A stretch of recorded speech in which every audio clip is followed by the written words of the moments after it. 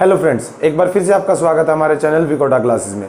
अगर आपने अभी तक हमारे चैनल को सब्सक्राइब ना किया हो तो सबसे पहले चैनल को सब्सक्राइब कर लीजिए ताकि आने वाले वीडियोस के बारे में आपको पहले से पता चलता रहे। ओके, तो चलिए स्टार्ट करते हैं हम टॉपिक। क्लास 12th का हमारा टॉपिक चल रहा है लीनियर प्रोग्रामिंग। 3 लेक्चर में इस टॉपिक पे पहले डिलीवर कर चुका हूँ जिसमें मेन सभी पॉइंट्स लगभग डिस्कस हो चुके हैं। सिर्फ 2 पॉइंट्स के बारे में बात बचती है। तो चलिए बाकी बचे हुए जो 2 टॉपिक हमारे वो आज फिनिश करते हैं इसमें। तो आज के जो 2 पॉइंट है, सबसे पहला पॉइंट उसमें रहेगा investment related problems and second रहेगा ट्रांसपोर्टेशन कॉस्ट प्रॉब्लम्स। जैसा कि मैंने आपको बताया कि लीनियर प्रोग्रामिंग मीन्स प्लानिंग। ये एक कोई भी काम शुरू करने से पहले जो उसके लिए एक एडवांस प्लानिंग चलती है तो उसका एक ग्राफिकल वे में सटीक सोल्यूशन देता हमें, परफेक्ट सोल्यूशन। यहाँ से पता लगता है कि सपोज मैं इन्वेस्टमेंट की बात कर रहा हूँ तो 2 टाइप्स के आपके पास बॉन्ड्स है और उसमें आपको इन्वेस्ट करना है और दोनों पे अलग अलग रेट्स हैं और दोनों की अलग अलग लिमिटेशंस है। तो ये जो लीनियर प्रोग्रामिंग का मेथड है ये आपको एक बेस्ट वे निकाल के देता है कि आपको किस वे में कितना इन्वेस्टमेंट करना चाहिए। ओके, तो चलिए आज की पहली प्रॉब्लम स्टार्ट करते हैं।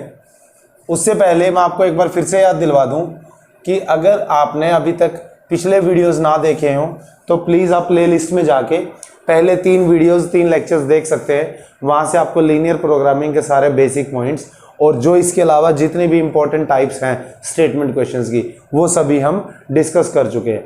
तो बस 2 टाइप बचती है, उसमें से पहले आज स्टार्ट करते हैं इन्वेस्टमेंट रिलेटेड प्रॉब्लम्स। तो देखिए, suppose there are 2 types of bonds A and B in which a person can invest.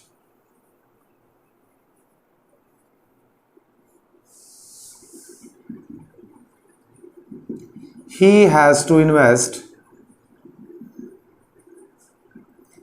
at most 50,000 rupees and in a minimum of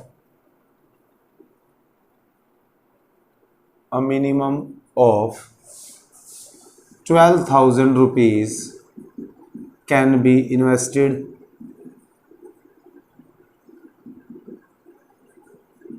and rupees 15,000 at B.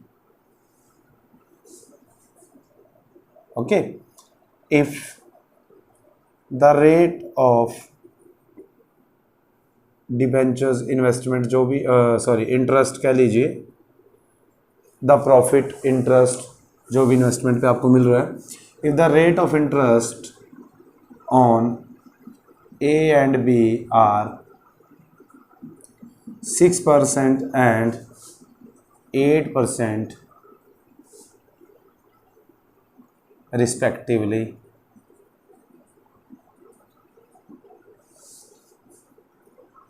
how much he should invest in each type of bond. Formulate the above as a LPP, linear programming problem, and solve graphically. तो ये जो statement है ये statement है investment की, कि कोई एक पर्सन है उसको 2 तरह के बॉन्ड्स में इन्वेस्ट करना है A and B, in which a person has to invest. He has to invest at most 50,000 rupees. Maximum कितने इन्वेस्ट कर सकता है वो 50,000 and in a minimum of rupees 12,000 can be invested.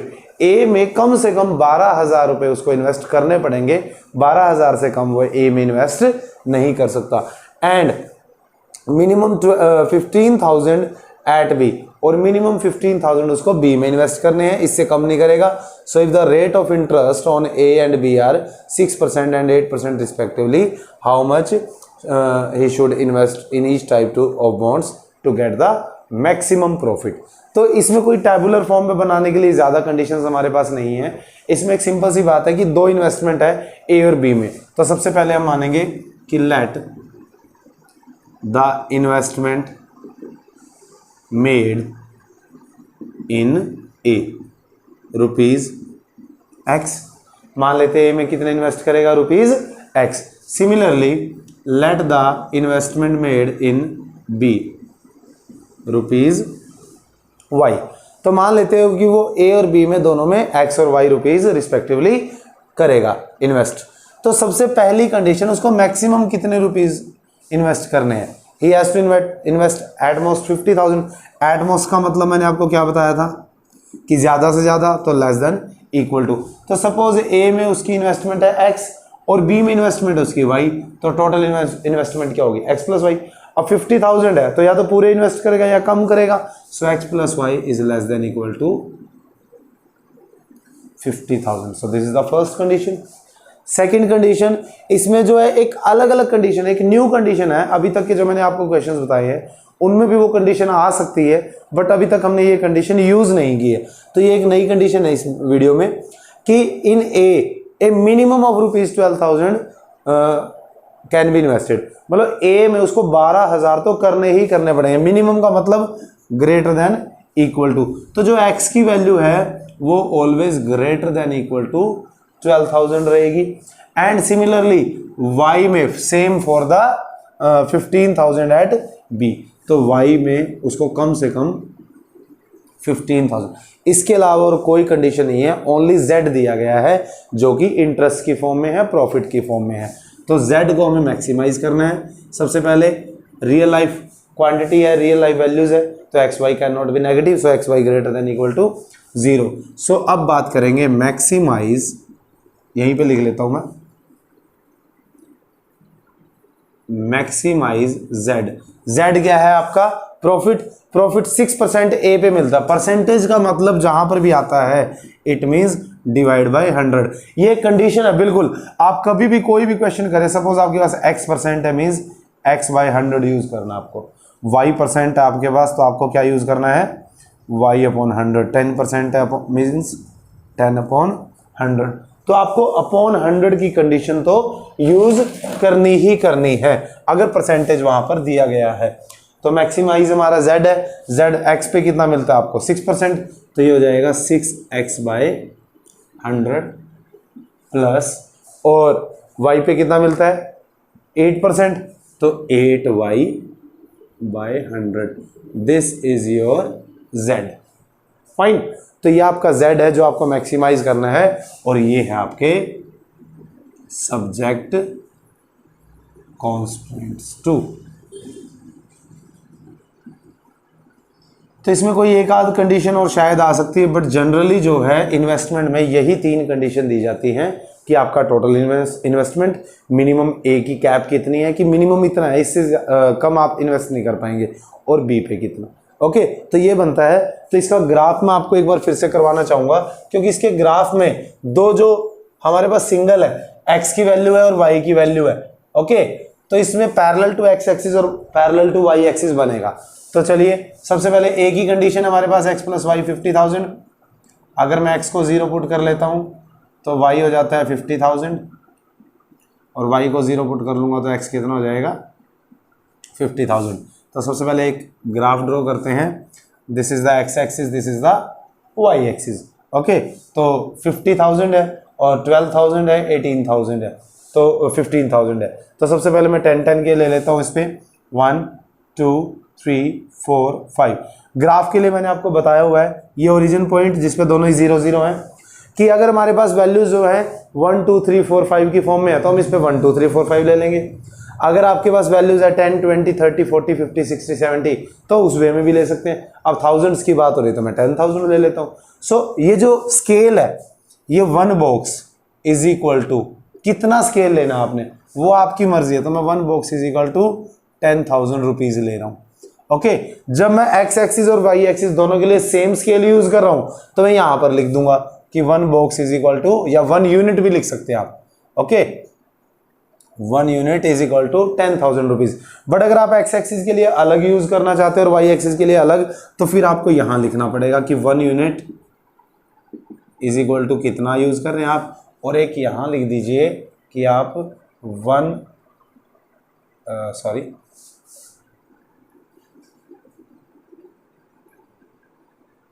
Unit आप किसके इक्वल ले रहे हैं। ओके, तो ये दोनों आप अलग अलग भी यूज कर सकते हैं। फिलहाल मैं कॉमनली यूज कर रहा हूं तो मैं इसको ऊपर लिख रहा हूं। ओके, तो 1 यूनिट किसके इक्वल ले रहा हूं मैं, 10,000 रुपीज के equal.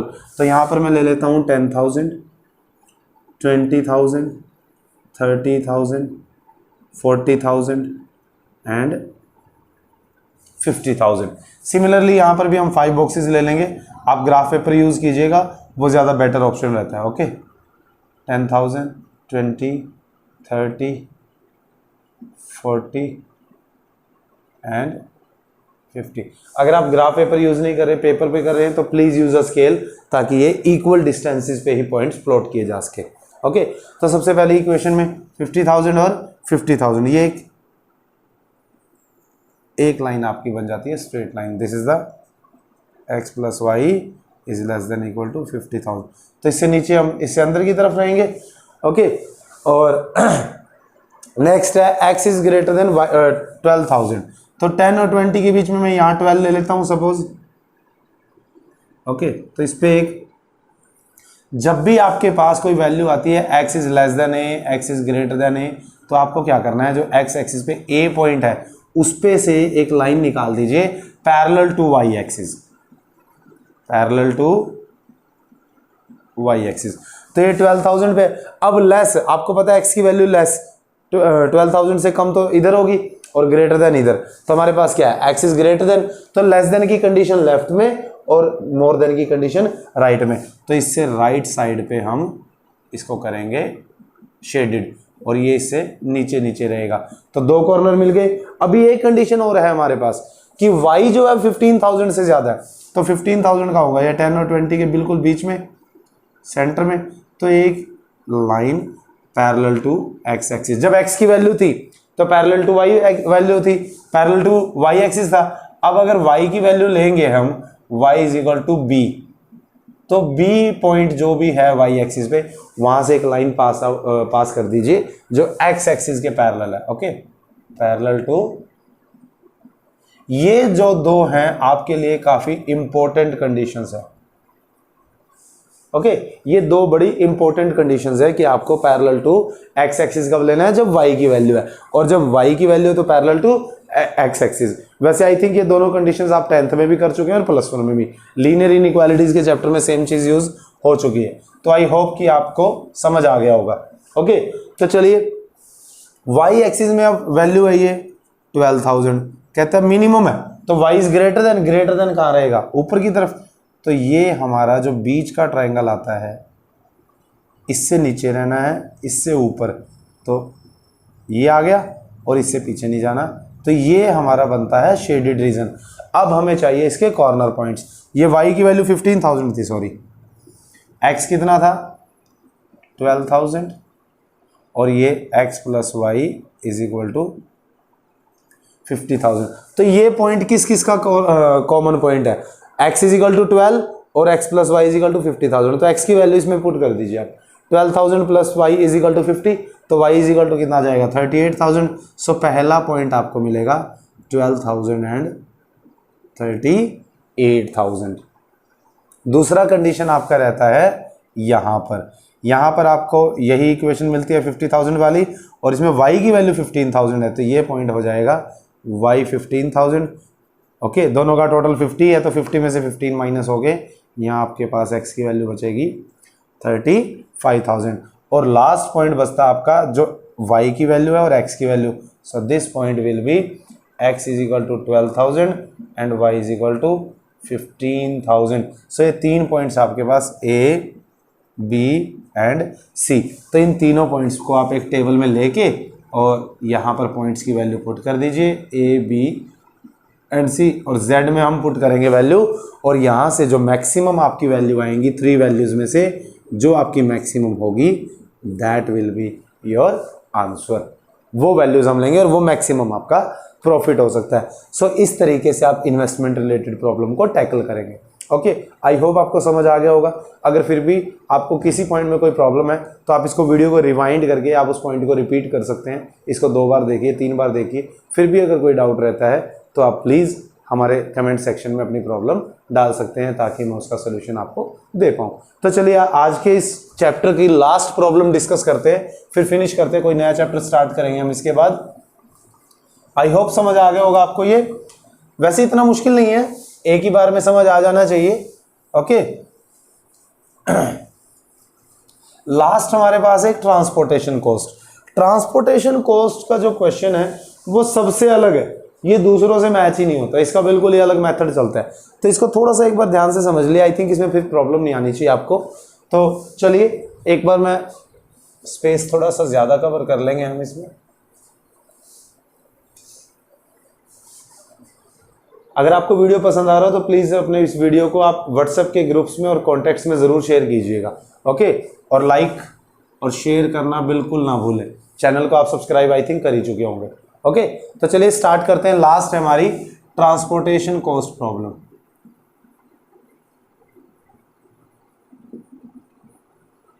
Transportation cost problem. Okay, तो ट्रांसपोर्टेशन कॉस्ट की स्टेटमेंट जो है वो ये है कि एक कंपनी, फॉर एग्जाम्पल है, has to deliver some commodity or product from 2 godowns situated at 2 places A and B to the 3 depots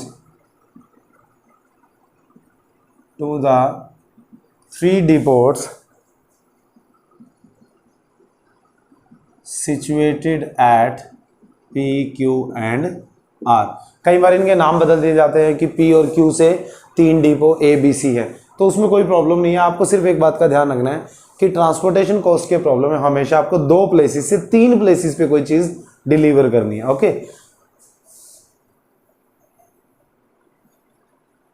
the capacity of A and B are 60 units and 40 units respectively, whereas the requirement of P, Q and R are 40 units,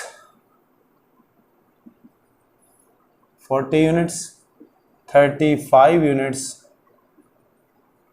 and 25 units respectively. Okay, if the transportation cost per unit is given as follow,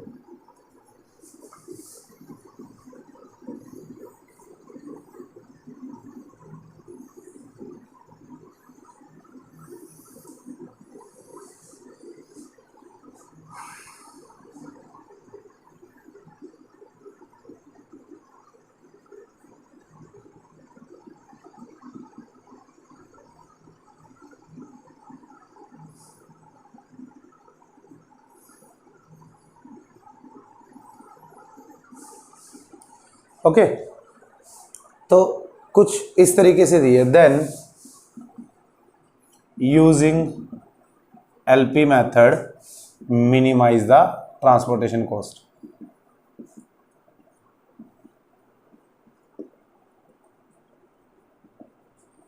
okay, जो transportation cost का problem का question आता है वो इसी form में होता है, बस ये वैल्यूज बदली जा सकती हैं, बट बेसिकली सबसे पहली बात आपको ट्रांसपोर्टेशन कॉस्ट में क्या ध्यान देना है कि आपके पास 2 प्लेसेस है जहां से आपको 3 प्लेसेस पे कोई चीज डिलीवर करनी है।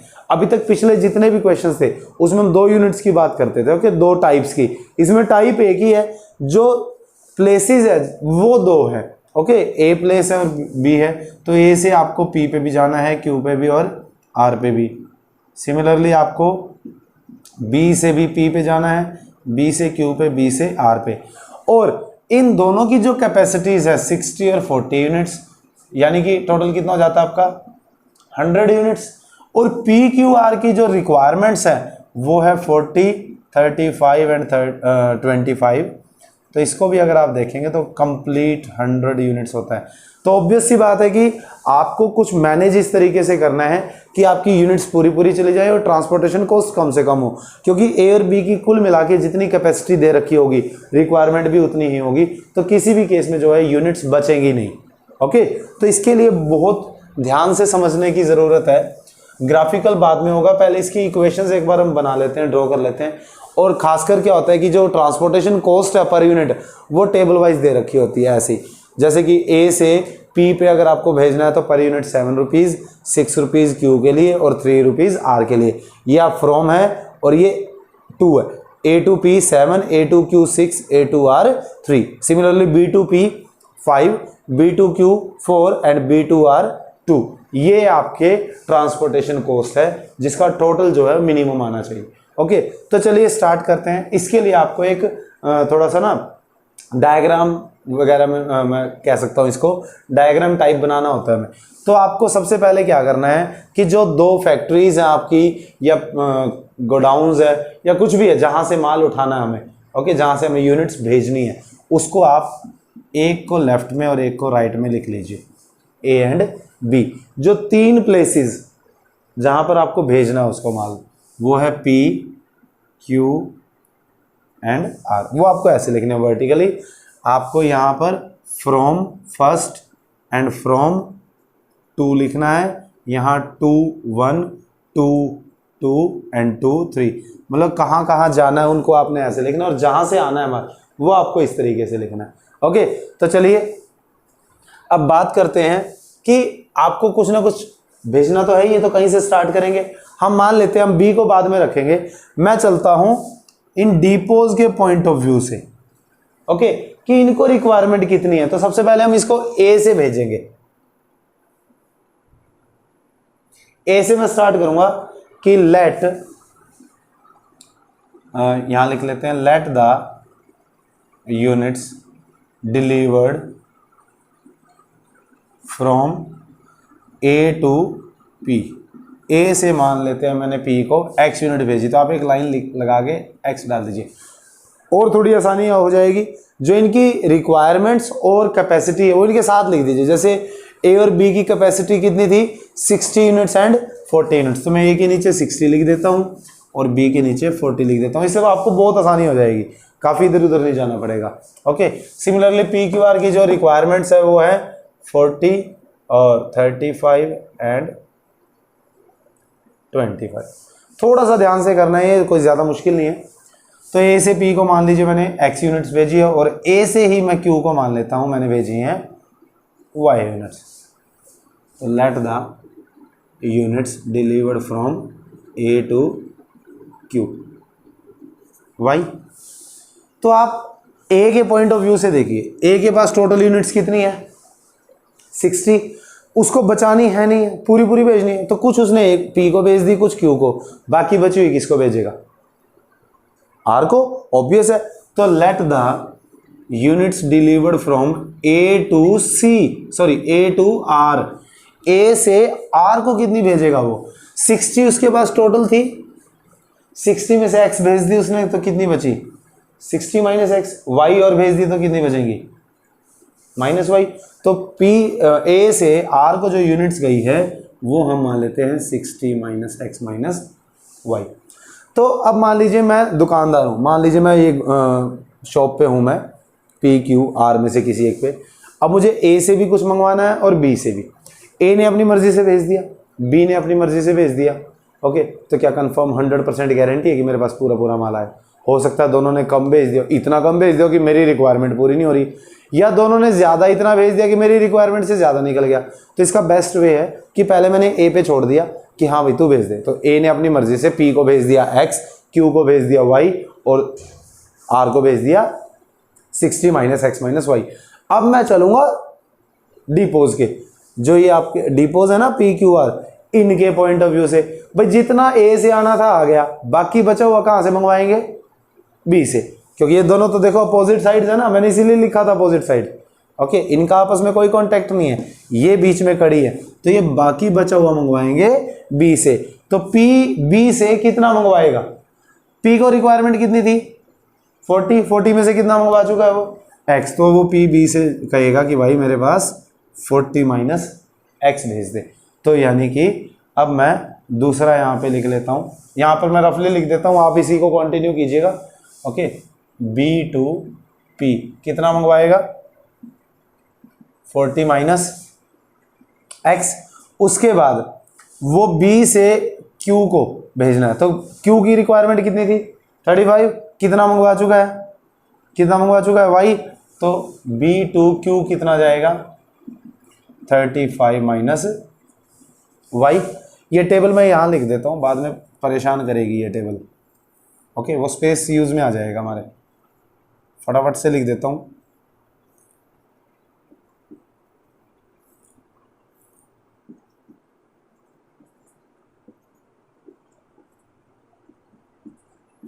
ओके, यहाँ पर ये स्पेस थोड़ा सा हम खुला कर लेते हैं। ओके, तो बी टू पी कितना था, B to P 40 minus X आ गया था, और बी टू क्यू कितना आ गया था 35 माइनस वाई। उसके बाद बात आती है आर की। अब आप इसके लिए दो ऑप्शन है, क्योंकि बी ने भी दो जगह भेज दिया, तो बचा हुआ आप 40 में से ये दोनों माइनस कर सकते हैं, लेकिन वो थोड़ा सा ज़्यादा कॉम्प्लिकेटेड पड़ेगा। इससे अच्छा है कि आर भी अपने उसी तरीके से चले जैसे कि पी और क्यू। तो आर को कितना जाएगा बी टू आर, आर की रिक्वायरमेंट थी 25, इसको माइनस कितना करना पड़ेगा 60 माइनस एक्स माइनस वाई। तो इसको मैं ब्रैकेट यूज़ करूँगा, ब्रैकेट यूज़ करना ना भूलें यहाँ पे। ओके, ये सबसे बड़ा पॉइंट है। ओके, आई होप कि समझ आ गया होगा। तो किसी ने किसी को कुछ ना कुछ तो भेज दिया, ठीक है, आई होप इनकी रिक्वायरमेंट्स भी पूरी हो गई होगी। अब ए से पी क्यू आर को जो भी भेजी गई है x y 60 minus x minus y, obvious है कि रियल लाइफ क्वांटिटी है, तो लेस देन 0 हो सकती है, नेगेटिव हो सकती है, नहीं हो सकती, तो greater than equal to 0 confirmed है। तो सबसे पहली कंडीशन होगी x is greater than equal to 0, this is your first condition. उसके बाद दूसरा y जो है y greater than equal to 0, और तीसरा 60 माइनस एक्स माइनस वाई जो था वो ग्रेटर देन इक्वल टू 0। अगर मैं बात करूँ शिफ्टिंग प्रोसेस तो इसमें होता नहीं है, तो adding x and y on both sides. Okay, या वैसे इसको जनरली, वैसे ऑफिशियली इसको हम शिफ्टिंग बोल नहीं सकते, लेकिन चलिए मैं इसको बोल देता हूँ फिर भी। वाई और एक्स जब आएंगे तो प्लस के हो जाएंगे, बट आपको इसका फेस नहीं चेंज करना। अब x प्लस वाई को जब मैं इधर लिखूंगा तब आएगा x plus Y is less than equal to 60। Otherwise आपको लीनियर इनइक्वालिटीज में पिछले कुछ क्वेश्चंस में भी बता ही चुका हूँ, आप इससे डील कर सकते हैं। सिमिलरली ये 3 कंडीशन हो गई है। Okay, first second and third condition कितनी है 6 तो मैंने अभी तक सिंप्लीफाई करके लिखी नहीं। 25 minus 60 minus minus plus x plus y, तो ये बन जाता है एक्स प्लस वाई माइनस 35, तो ये बनेगा आपका एक्स प्लस वाई माइनस 35। इसको भी अब सबसे पहले ये 40 minus x greater than equal to 0, यानी कि 40 is greater than equal to x, तो x लेस देन 40 होगा। Similarly 35 minus y greater than 0 होगा, तो y जो है लेस देन इक्वल टू 35 आ जाएगा।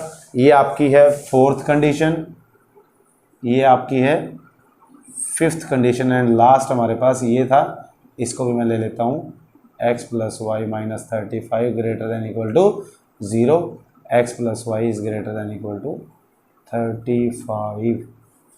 आई होप आपको सिस्टम सारा समझ आ गया होगा।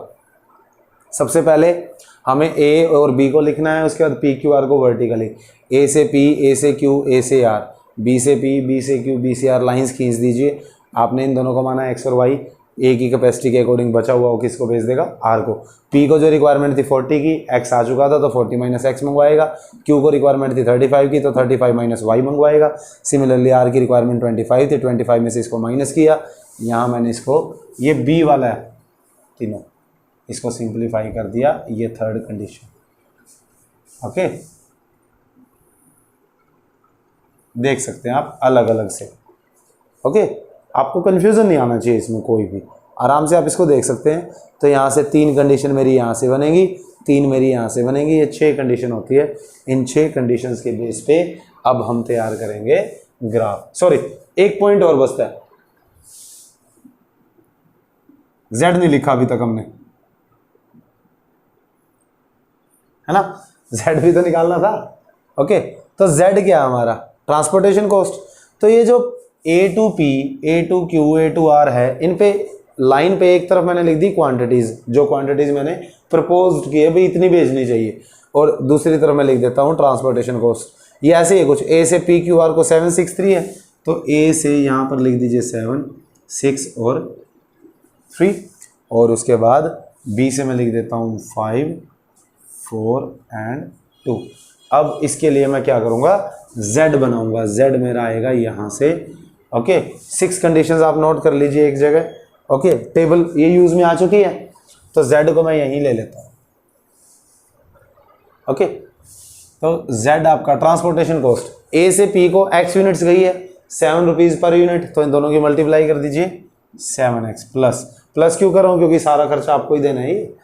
ओके, y यूनिट्स गई है 6 के रेट पे, तो 6y, और 3 की कॉस्ट पे कितना गया है 60 माइनस x माइनस वाई, तो ब्रैकेट का यूज़ करूँगा जब भी एक से ज़्यादा टर्म्स होती हैं। 5 into 40 minus x, okay, plus तो हमें करना ही है, plus 4 into 35 minus y, and plus 2 into x plus y minus 35। इसको मैं सिंप्लीफाई कर देता हूँ z को, 7x plus 6y plus 180 minus 3x minus 3y plus 5 into 40 200 minus 5x plus 140 minus 4y plus 2x plus 2y minus 70। तो z को मैं जब बिल्कुल सिंप्लीफाई फॉर्म में लेके आऊँगा, 7x minus 3x minus 5x plus 2x, सिर्फ x को देखिए, 7 प्लस 2 9, 9 माइनस 8 x बचेगा आपका। सिमिलरली y के लिए 6y minus 3y and minus 4y and plus 2y, तो 6 प्लस 2 8, 8 माइनस 7 प्लस y ही बचेगा आपका।